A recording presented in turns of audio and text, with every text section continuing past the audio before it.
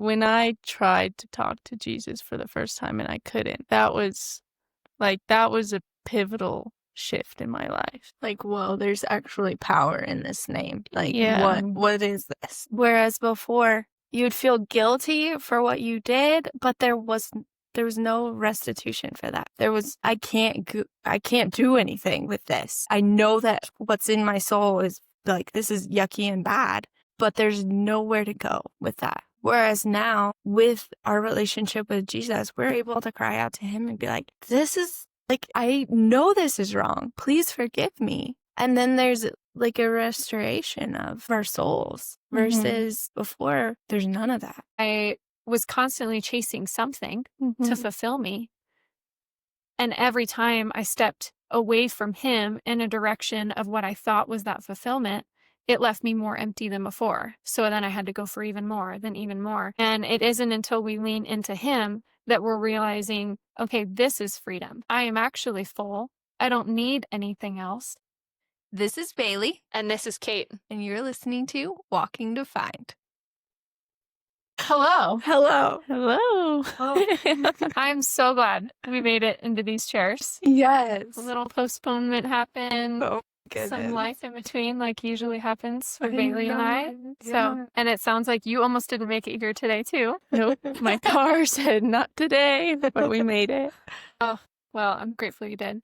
So today we have Ruby with us, a dear friend of ours, and we were both inspired by hearing your testimony. So that is just a huge reason that God has put you on our hearts to have you here, because it's so powerful. Testimonies alone are so powerful, but yours is, it speaks in a really unique way. So thank you for agreeing to be here with us today. Yeah, of course. Yeah, I'm happy to be here. I love that, you're a new sister in Christ. And so everything is fresh and new. Whereas, people who have been a Christian for a long time, that newness, that sparkle kind of wears off, unfortunately. And so I'm so excited for everybody to just hear the new and excitement of becoming a Christian. And you have such an amazing way of telling your testimony. So I'm excited for everybody to hear it. Thank you. I'm excited to say it.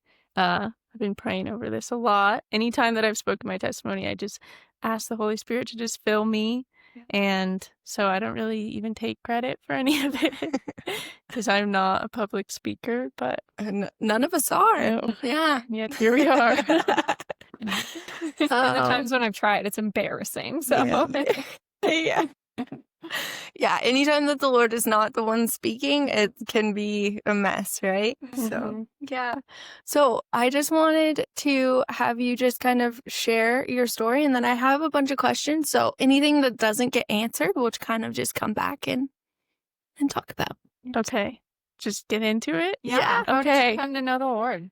All right. Okay, so I'll preface this by saying that something that has happened since becoming a Christian is God revealing how he was working in my life, going further and further and further back. So like every other week, I add things to my testimony that he was doing way in years past. But background to start out, I was not raised in a Christian family. I'm from Seattle, Washington. We didn't talk about religion. I have a grandma who she's a Christian woman and she's like my rock through all of this.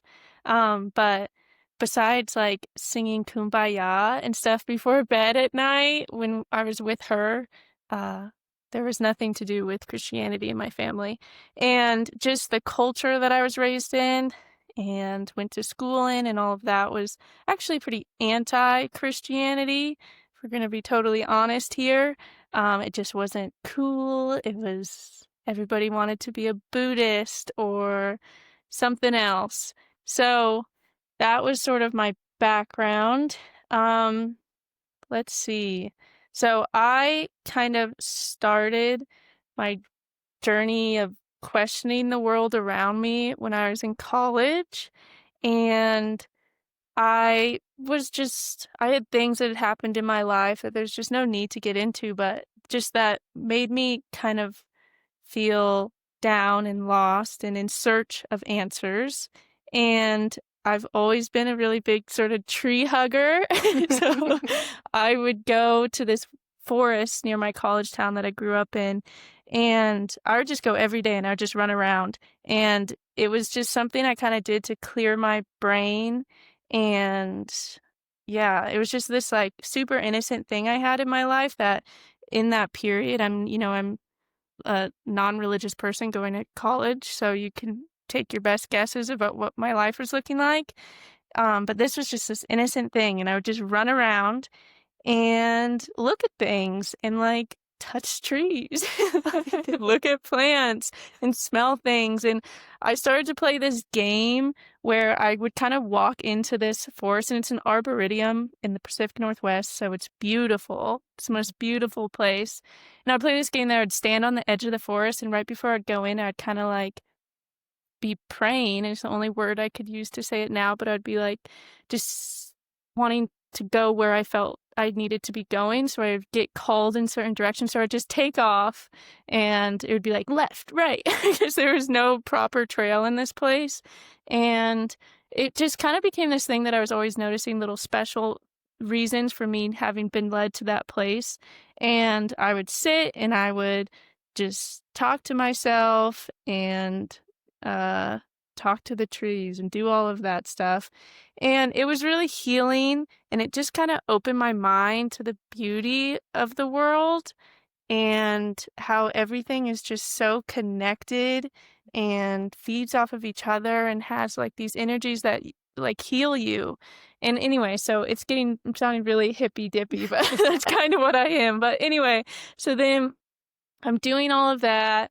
I'm healing, I'm growing, I'm praying, and I started to just recognize like the like truth, beauty, goodness. I mean, like it always just comes back to that of like this is good, like this is properly good stuff I'm doing right now, and this is beautiful. And so I'm in school, I'm studying art, I'm studying cultures, I'm studying history. I start to take religion courses, got really interested in Taoism and some other things like that. But anytime Christianity was brought in these classes, it was like the joke of the class, and we were scoffing at it. We were like, how could anyone believe this? But then everything else we gave all the time of day to respect. But I didn't really notice anything about that at the time.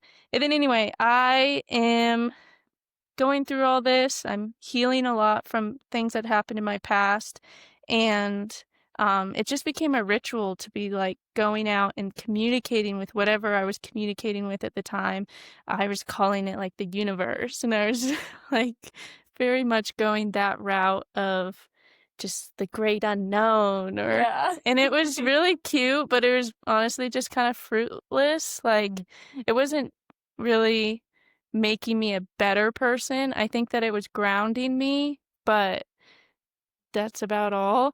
And then I graduate school, and I have this just feeling like I need to go out, like I'm not done exploring. So I saved up all this money. I went home for a season, and I just lived at home for like 8 months, didn't do anything, just hung out with my mom after work and didn't spend a dime, and saved up all this money, and then went out on my trip, and I didn't really know what I was doing. I had traveled previously. I took like a bona fide gap year sort of thing after high school with a friend, and we went over to Europe for about 3 months. And so I planned to a T, like every day. And then this time around, I was just like, no, I'm just going to trust and see what happens. And I left. I flew into Paris. That was all I had planned. And I'm just out there by myself. I would wake up every day and be talking to something. What I didn't know what it was, and I was like, what should I do today? Where should I go? What street should I turn on? The funny thing now looking back is I was always in churches. Like that was my safe place. Like I would just go and sit in churches and like draw the things on them, and yeah. So then, anyway, doing that, I'm traversing around, uh, meeting people, having little conversations, but it wasn't like what most people think of backpack in Europe, that I'm like partying up in hostels. I was kind of a loner, but I never felt alone. This is like the main thing that kind of was with me through all of that, is like I was walking with, which I now know is Jesus, that whole time. Like he was right beside me, leading me, and we were in conversation. And it doesn't, like, I say that, and I know if any of my non-religious friends or something are listening to this, that's like, it's not a conversation. It's just like this intuitive thing that's happening. But I'm there for about 4 months, and then I get this feeling like, okay, it's time to come home. I come home and I'm still just like, there's this pressing on me of like, it's not complete, Ruby. Like we're not done here. And then I got this bright idea one night that I couldn't fall back asleep. I was like, gotta go to Mount Rushmore. And I'm like, okay, sure. And it was just so heavy on my mind. So I packed up my car and I like bought a mattress on Amazon and a little stove and made it so I was like sleeping in my little Ford Escape and set out. And it was just like, I was so urgent about it. Like I was trying to take my time, but it was like, there is something that I'm going towards something. And it's so funny to think that that was like Mount Rushmore, but it wasn't Mount Rushmore. It was to Cody, apparently. So anyway, I'm on this journey. I'm coming through.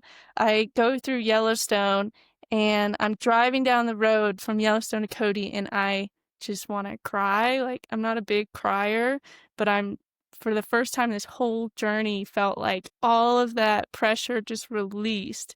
I'm driving down the North Fork, which is one of those beautiful roads, but it was more like my soul was at rest finally, after 7 months of like romping around the world, spending all my money.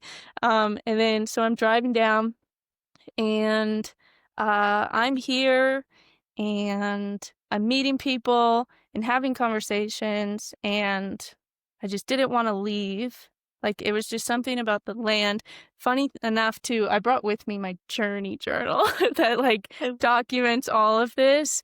And the second I arrived in Cody, this like universe that I was talking about, I'm instantly calling God. Like something switched. And I had never been like God. Like that was really like, that was a word that was honestly like triggering even. And then I'm hanging out here, and I'm like, okay, whatever. I still need to get to Mount Rushmore. I gotta do that. So I go, and it's anticlimactic. It is. Yeah. And, yeah. Oh yeah. It is. But I mean, like the whole journey of it, and camping, and there was just all these little signs along the way. Like, there's something about, if you've ever traveled like long term, something about a laundromat is just the safest place, because you're just doing like a little home body activity. I don't know, something about it.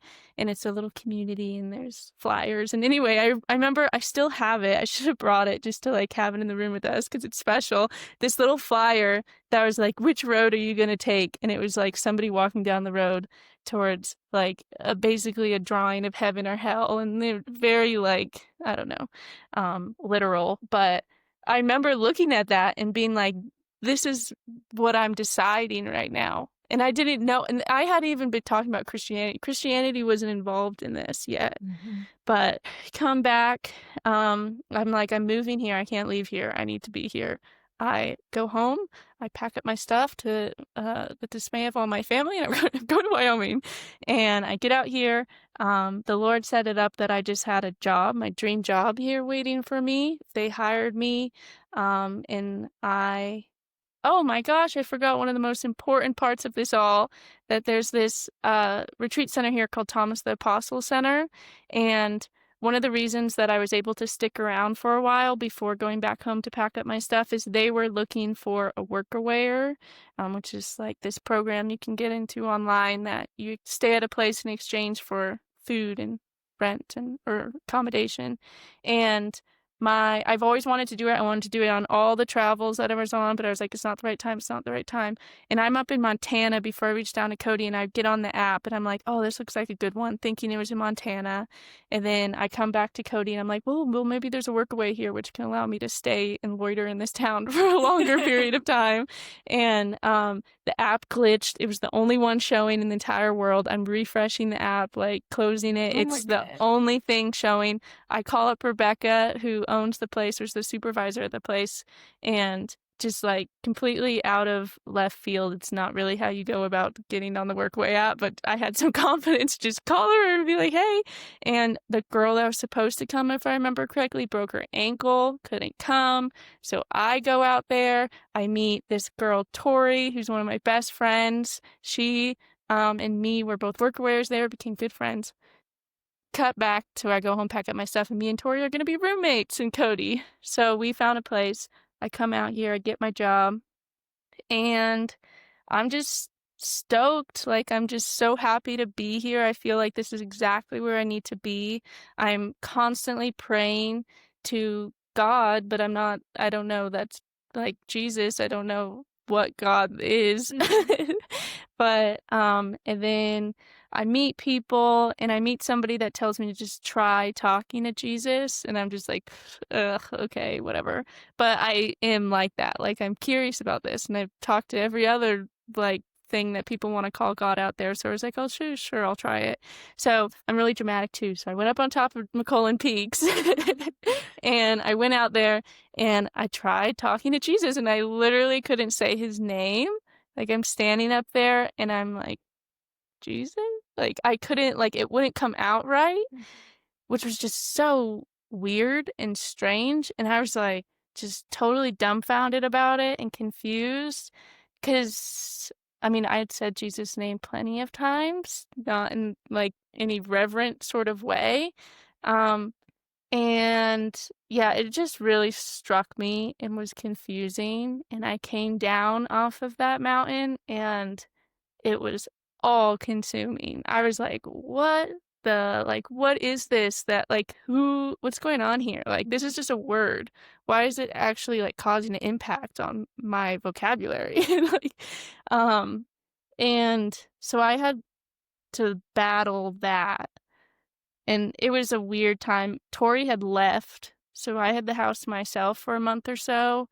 And it was just a strange time that I'm just trying to research things. And I started reading the book Mere Christianity, which definitely read that book if you're interested in any of this.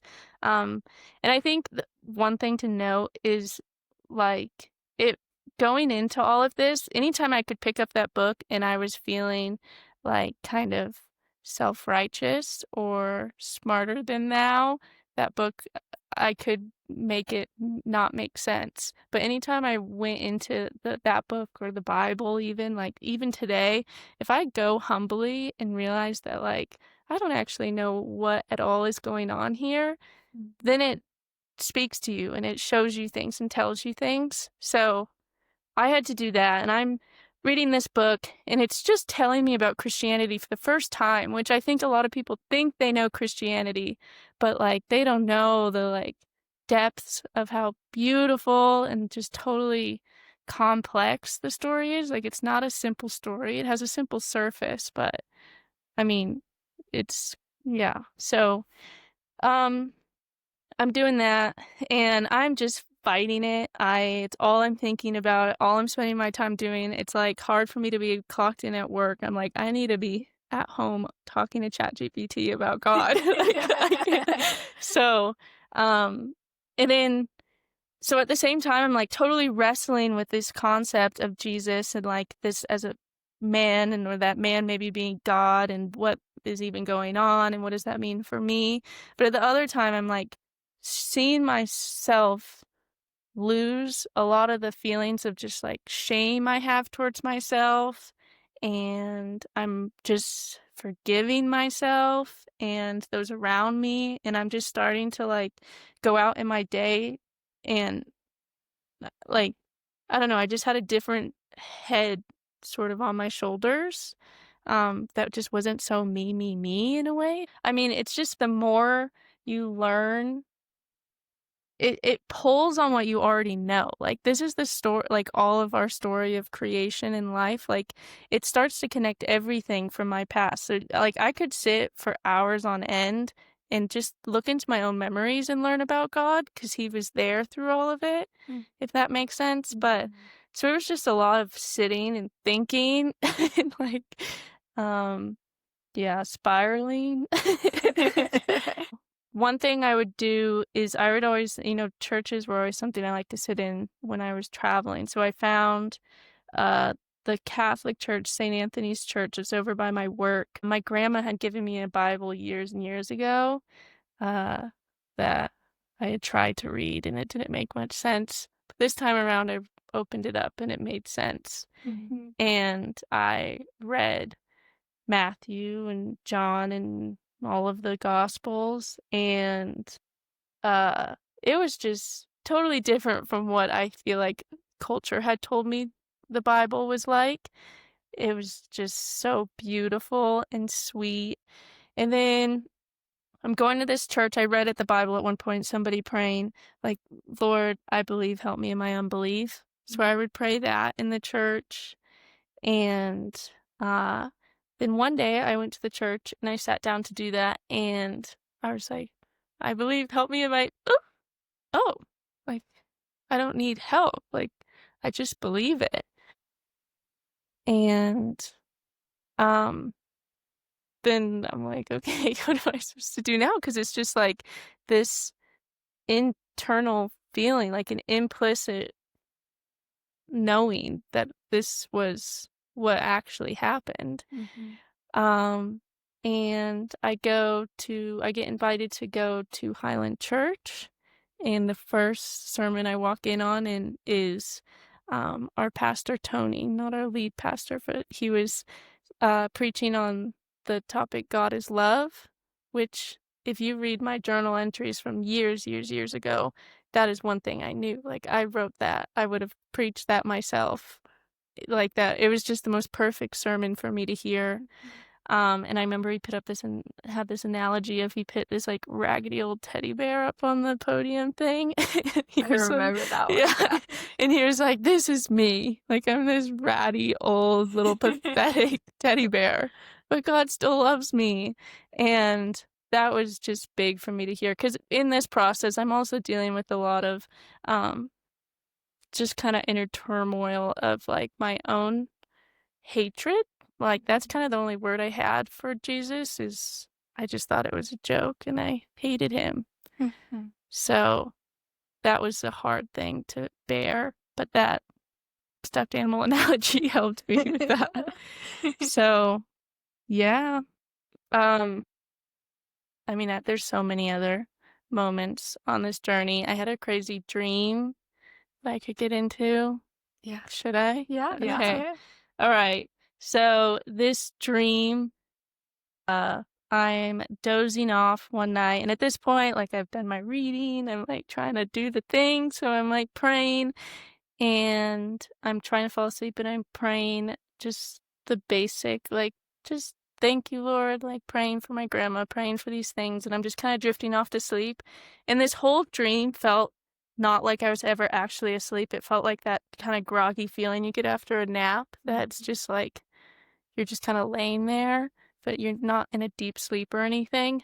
And I'm praying and having these conversations with God, and then it turns into like I start to get like information downloaded to me. Like, I was always kind of an avoidant attachment style sort of person, and he kind of just unpacked that for me, and it was just like just kind of a revelatory experience, just falling asleep, that I was getting answers on to why that was in the past, but that's not me anymore. And then I'm falling asleep, and then all of a sudden, in my like dreamscape, this is how my mind understands it. I don't actually have anything visual attached to this, but it was as if I was at a table with like our Father, Jesus, and the Holy Spirit. They were all kind of there, like in I don't even know, like in the mist. And then there's me and all the versions of me, like all of those rubies. And we're all just in conversation and it's lovely. And I'm like, just, I don't even know. It's not like something I can explicitly explain. But, and then one of those little versions of me, still a version of me, I think she's a version of everyone, it starts to question and be like, I don't know about this. Like, what? She just starts to get skeptical. And the second that happens, boom, like 2 footsteps. And I whip around in bed, like, it's like there's something is in my room. And I had fear like I'd never experienced before, and it was just really quickly. And like, I don't think I like saw something, but like I knew something was there. And then, yeah, that was probably the defining moment of like, okay, God, like, I'm in this. Like, I'm not gonna, it felt like, I remember I called my grandma that morning and she was like, Ruby, he came knocking on your door and he was like, you are mine. Stop. It's like, stop this. And, of course I didn't want that to be true. So I'm like, oh, the cat's in the room. But it was the middle of the night. I could not fall back asleep.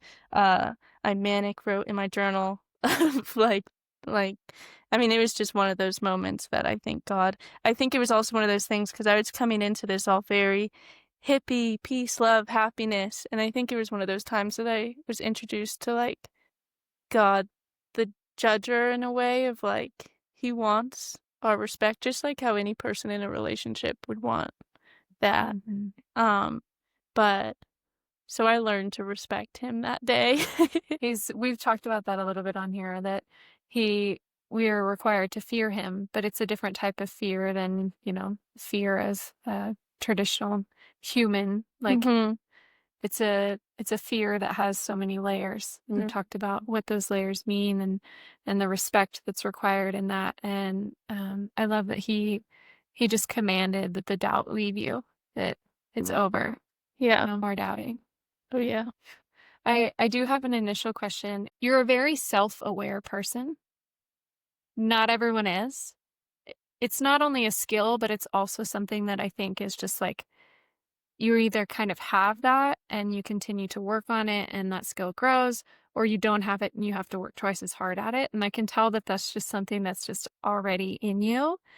At what point did you recognize this, nothing will ever be the same? At what point in your journey of acceptance that this is real did you recognize, okay, that means everything is different now? Yeah. Well, I mean, I think it really was. It's so ironic that it's like on the mountaintop. But like when I tried to talk to Jesus for the first time and I couldn't, that was a pivotal shift in my life. Like, whoa, there's actually power in this name. Like, Yeah. what is this? Yeah. Yeah, that was strange. But then I think when I realized that like I'm a Christian and I can confidently say that and I'm never going back, I think that going through Rooted was a good experience in kind of solidifying me in my faith because it required me to talk it out loud because I had been very, and I still am, like, have embarrassment about it. And I have people in my life that don't even know I'm a Christian. But that was a time that I was able to just like openly talk about it.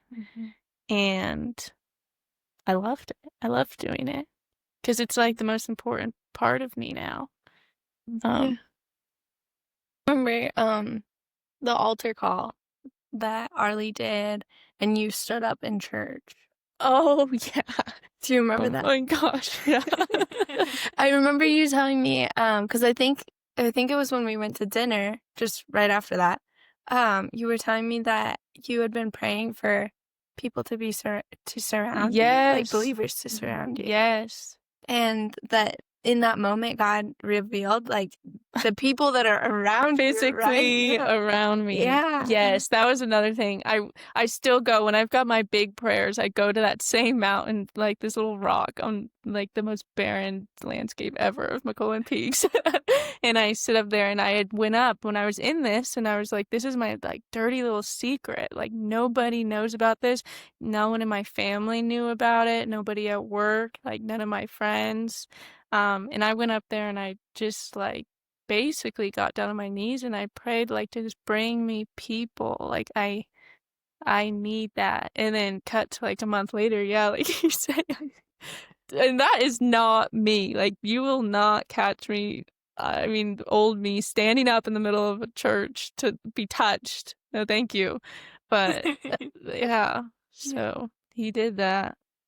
You say that you were like staunchly against Christianity, that you hated Jesus is essentially if you were to put the name Jesus on him. But throughout the journey you're seeing that like you're speaking to somebody, and looking back you can see that that's Jesus. And isn't that just a beautiful picture to see that even though you don't want to label it as Jesus and you hate Jesus, he's right there with you and giving you what you need in that moment, and sort of chipping away at your defenses throughout the entire journey. And you can see that theme now, and he's meeting you in the way that you need to be met so that eventually he can turn the corner and like, okay, this is me. That's just such a beautiful It is. And he's doing it to everybody. Like everybody of every faith tradition. Like he's still the one in charge. Like he's still above all of that. Like he's there.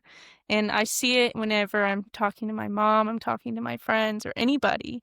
It's like, yeah, he's working. He's doing something with that. And it just requires us to like humble ourselves and give him the credit, really. Yeah.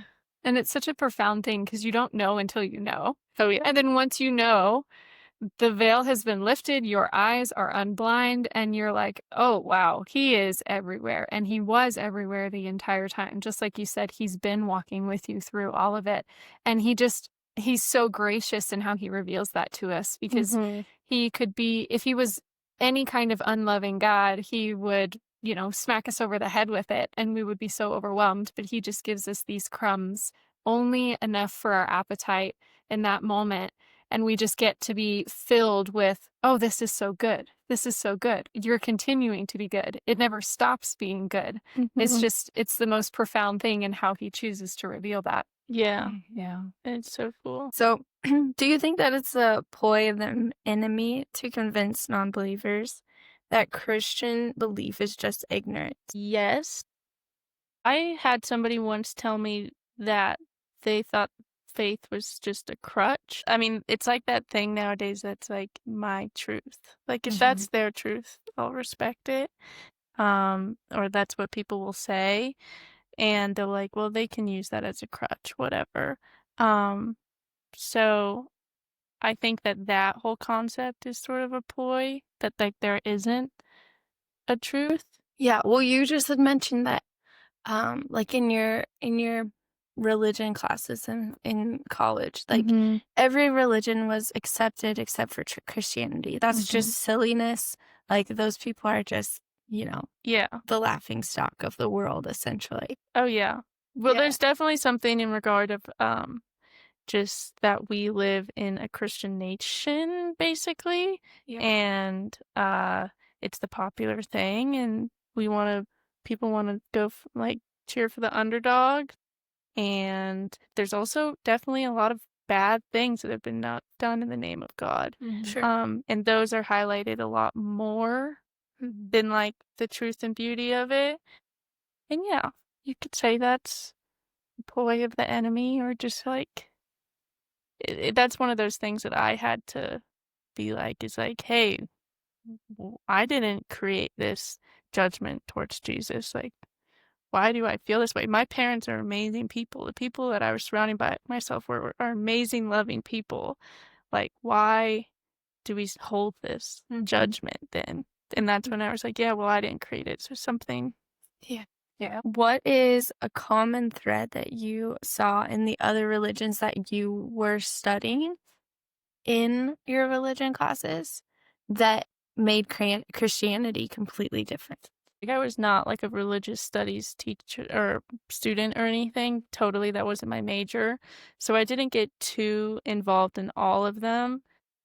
I think that whole concept of love is never mentioned in anything else. It's more like power, Yeah. like this person or this entity or whatever has exerted its power over us and over the land, and that's why we should praise them. I think all these things that I learned in other religions just pointed me further towards Jesus now. When I look back at a lot of the things that I learned, it's just like a small version of the truth that's misguided in certain ways, but I think Jesus is still above all of that, and he's working that out in certain ways. And it all does point to him if you go there. Yeah. So, For sure. I find that so interesting that you talk about love, because it brings to my mind how if God is love, then anything outside of him not only can't know love, but can't embody love. yeah. I always just come back to, though, that we are made in God's image for God to have a relationship with us. And he wants a loving relationship with everyone. Like, everybody is capable of love and has love. So I heard something once that there's love and fear, and that's all there is. And people are acting out of love or they're acting out of fear. And I mean, if that's not like a polarity that is so real in our life. Yeah. And I know that my God, it's love. And we talk about like fear God, but I don't think it's in any, it's not in any, like what we were saying earlier, how we think of fear. Yeah, it's far different in the sense that it's not I'm shivering or quivering in the corner because I'm terrified. It's a fear out of respect or reverence, which we have hit on before in past. So I wanted to talk a little bit about freedom. There's the cultural movement to move closer to freedom in morality. Do whatever you want, sleep with whoever you want, drink or smoke whatever you want. That's true freedom. Children who have boundaries set by their parents seem to be far more content, secure, happy than kids who are completely free from boundaries. I'm curious, do you feel more free now or back when you were free from religion? And what would you tell the person who says, I don't want to be tied down to the rules of Christianity? Well, in our Bible study in Romans, we were talking about this. Yeah. Let me pull out my notes. Because I remember I was talking at one point, because this was huge for me, because it's like, it's rules when you first start, you're like, oh, I can't do this, I can't do that. And then very quickly, your heart changes and you're like, I don't think I ever wanted to do those things. Why was I doing those things? Yeah. And it's like the idea that you're a slave to sin or you're a slave to righteousness. Yeah. And that sounds like a harsh term, slave. But in reality, it was like I was doing things all through my teen years that I was just a slave to it. Like, I was just getting pulled this way, that way. I had a conscience. I think all of us have a conscience that, like, tells us, like, this isn't making me feel good about myself. But I just didn't have control over that. And then now being in the boat of being, quote, a slave to righteousness, it doesn't feel like that. Like, it just feels like it's not even like I've surrendered to God. It's like I've surrendered to myself and my morality that was given to me by God. That Yeah. I think, like, it's just, Like you're in right relationship with God, and therefore in yourself you don't feel that ache of like what I just did was wrong. Like we're walking in the freedom of walking in righteousness. yeah. And I do stuff that feel wrong all the time, but Yeah. now I'm able to like call that out, and I have like a foundation and a morality that I can stand on and act from and like achieve to reach. Well, and there's a place to go with that guilt, right? Whereas before you'd feel guilty for what you did, but there was no restitution for that. There was Not truly. I can't do anything with this. Mm-hmm. I know that what's in my soul is like this is yucky and bad, but there's nowhere to go with that. Whereas now, with our relationship with Jesus, we're able to cry out to him and be like, this is like, I know this is wrong. Please forgive me. And then there's like a restoration of our souls versus before there's none of that. Shame. It's just A lot of compounded, shame. right? And it eats at you. And I can't do anything about it because we are literally slaves to that sin and that shame and that everything is wrong in our souls, right? Yeah. Ruby, I love that he gave you peace before you had fully come into belief, or at least admittance in belief and surrender in that, because that's exactly what it is. It's not that we're all of a sudden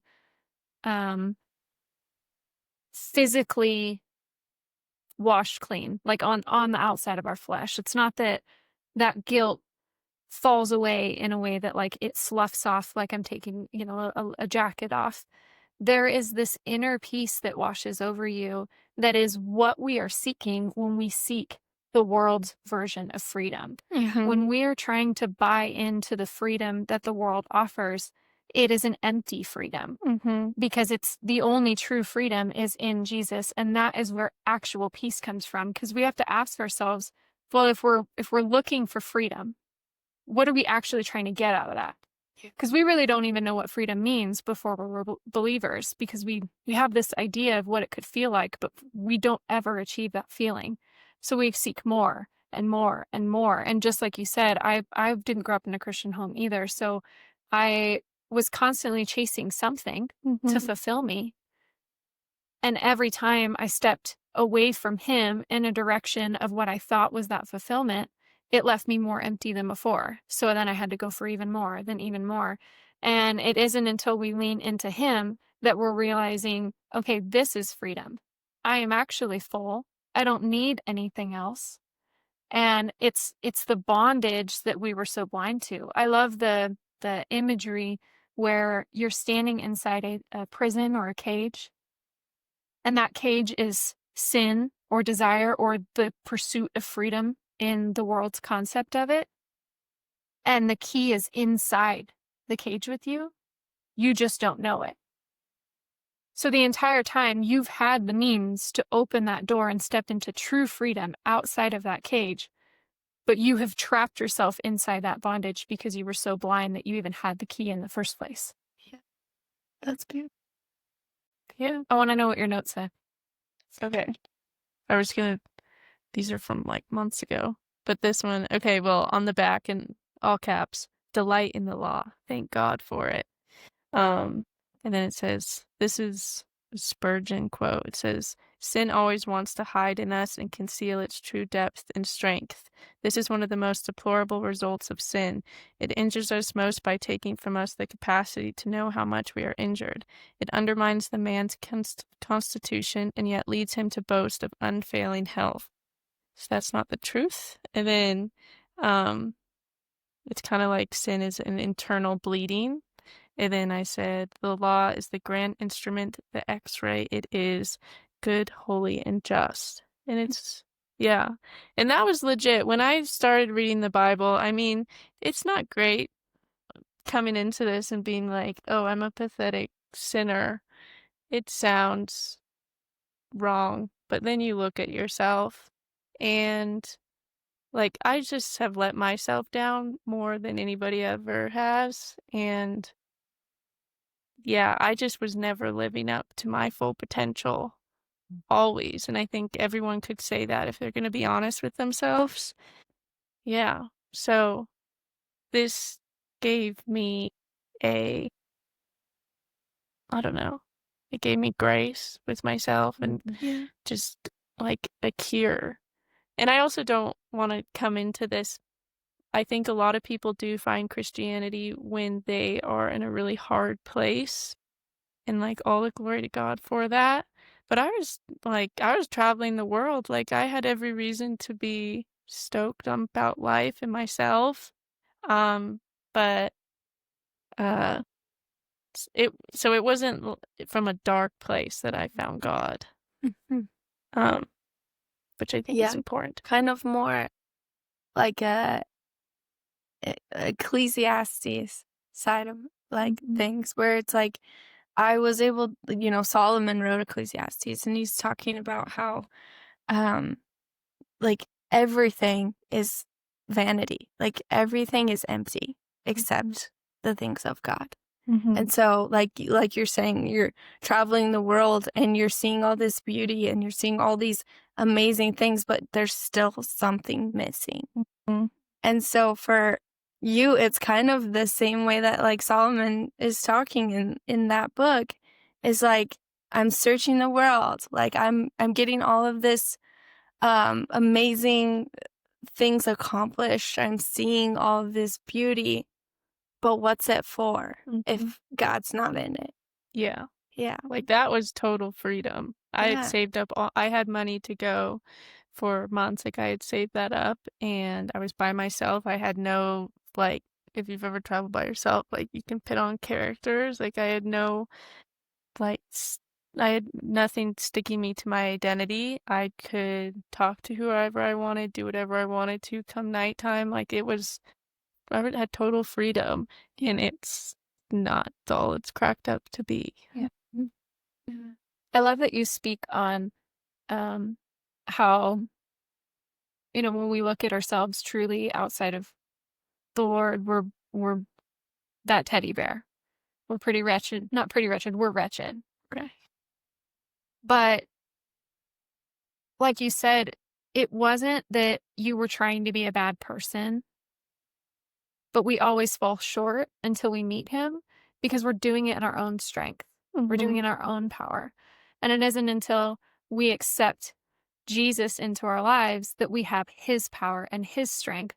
And so all the ways that we let ourselves down or let others down before, while we still fall short, we're able to do it in a strength and in a power that sticks so that we are being changed. We are being renewed and transformed.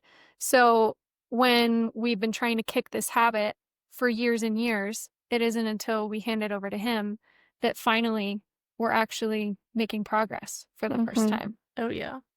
We're coming down to the end of our time. I would love if you would pick whatever you feel comfortable to read from your journal. I think that would be such a fun way to close before we pray it out. Oh man. Whatever you feel led to read to maybe speak to some of our listeners.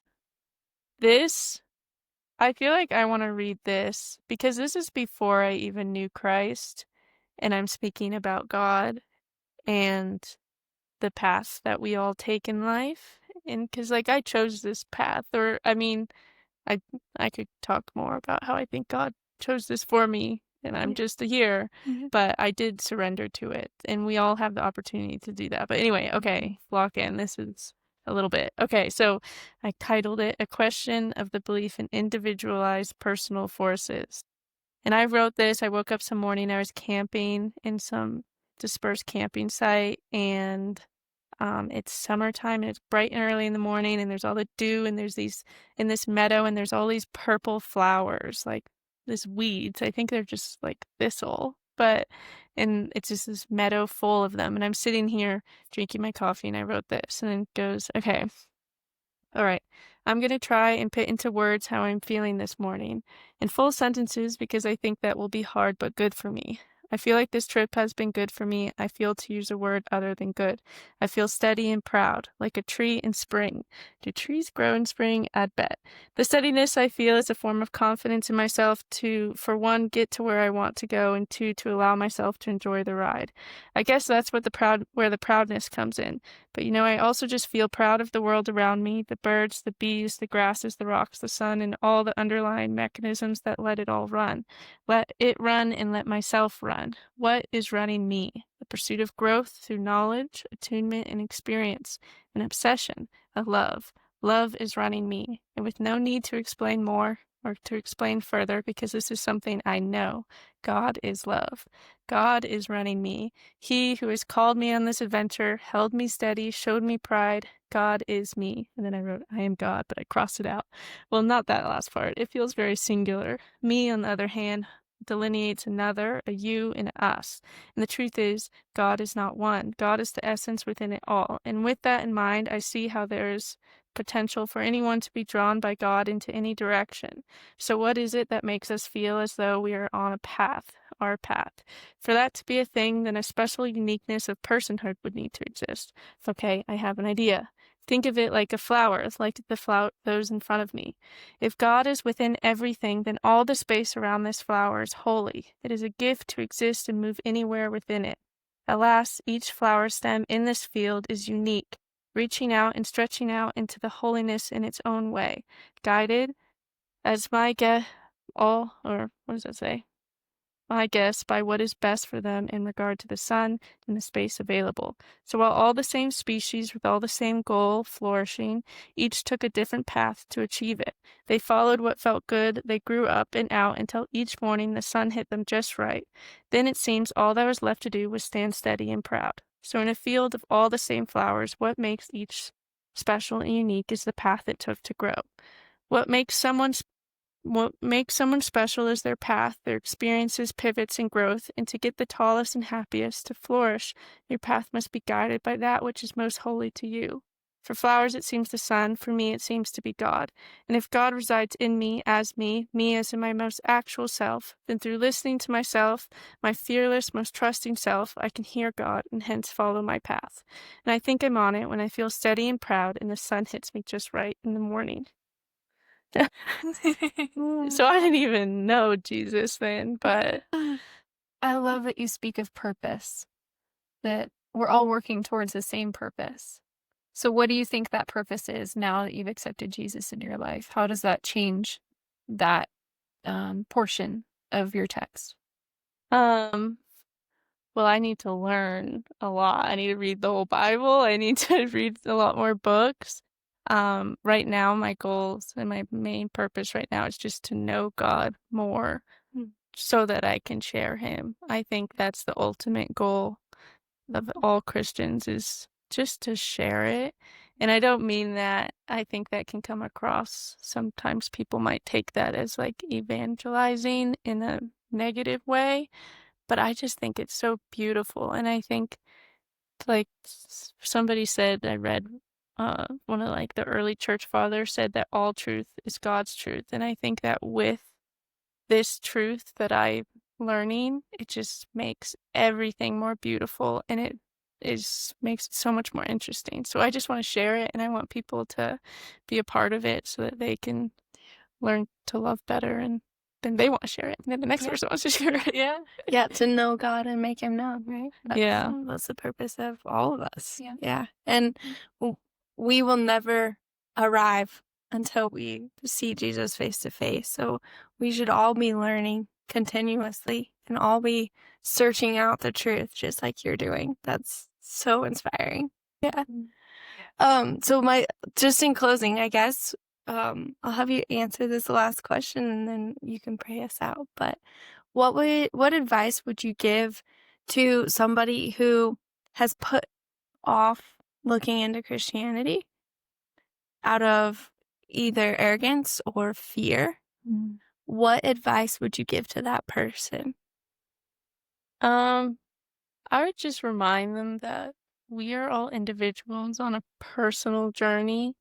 And yeah, we have communities and we have families and we have good friends in our life, but like we're like a soul that has a responsibility in a path that we're supposed to be on, and we need to figure that out. And if you're feeling called in one direction or just getting curious about something, just to listen to that and explore that, and just don't shame yourself and put yourself in a box. Like, you're out here, like, you exist to just know yourself and be yourself, and that's going to be an ever-changing thing. So just allow yourself to go there. And I do think that does require separating yourself maybe and having it be a personal, intimate thing between you and God, or at this point, whatever you call that. Just explore it. Yeah, and see what happened. Good luck to you. Yes. Well, and ultimately we are, we're created to be in relationship with God. So if He is calling you, don't shy away. Yeah, good luck. I Yeah. tried. Yeah. I didn't want to be a Christian, and here I am on a Christian podcast. I love that. Yeah. So do you want to pray us out? Yeah, sure. Would you pray for any of our listeners who are in that skeptical boat? Oh, yeah, of course.